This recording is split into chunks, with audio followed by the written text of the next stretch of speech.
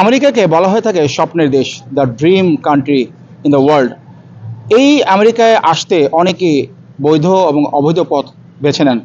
তো যারা বৈধ পথে বা লিগেল ওয়েতে আমেরিকা আসতে চান এবং এখানে ইমিগ্রেন্ট হতে চান, সে বিষয়ে কথা বলবো এখানকার একজন ইমিগ্রেন্ট মিস্টার সুমিতের সাথে। সুমিত, জানতে চাইবো আসলে আমেরিকায় যারা আসেন, যারা বৈধভাবে আসতে চান, তাদের আসলে আসার পদ্ধতি কি বা ব্যবস্থাটা কি? আপনি এখানে অ্যাজ এ স্টুডেন্ট হিসেবে এখানে আসতে পারেন।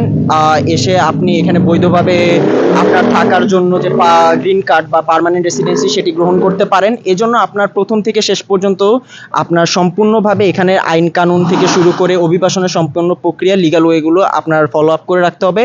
এবং আপনার যে স্ট্যাটাস আছে, অ্যাজ এন ইন্টারন্যাশনাল স্টুডেন্ট হিসেবে আসুন অথবা আপনি এমপ্লয়মেন্ট বেসিসে যে কোনো ভিসা নিয়ে আসুন কাজের জন্য, কোম্পানি স্পন্সার, সো সেগুলো আপনার মেনটেন করে রাখতে হবে। এবং এখানের যদি আপনি নিয়মকানুন মেনে চলুন, অবশ্যই আপনাকে এখানে অবশ্যই এদেশের সরকার গ্রিন কার্ড বা পার্মানেন্ট রেসিডেন্সি দিবে।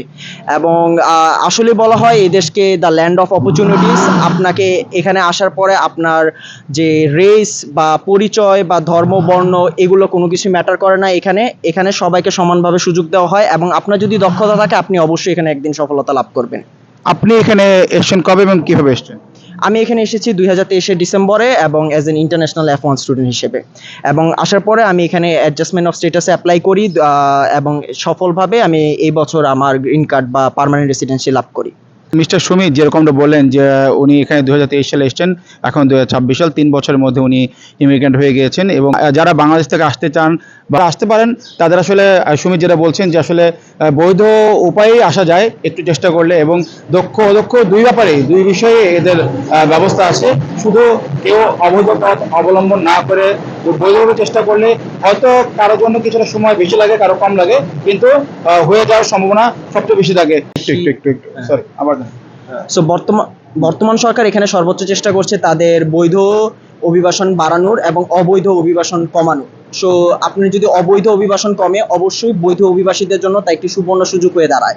সো এখানে বরং ভবিষ্যতে এখানে আরো সম্ভাবনা বাড়বে যারা বৈধভাবে এখানে আসতে চান, কাজ করতে চান এবং এখানে পড়াশোনা করতে চান এবং এখানে সেটেল হতে চান।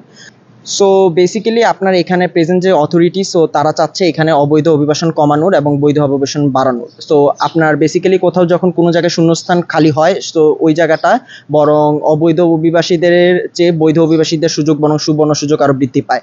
সো বেসিক্যালি এখানের there is coming a lot of opportunities for the people who want to like legally come here and settle here and get job or other স্পন্সরশিপস।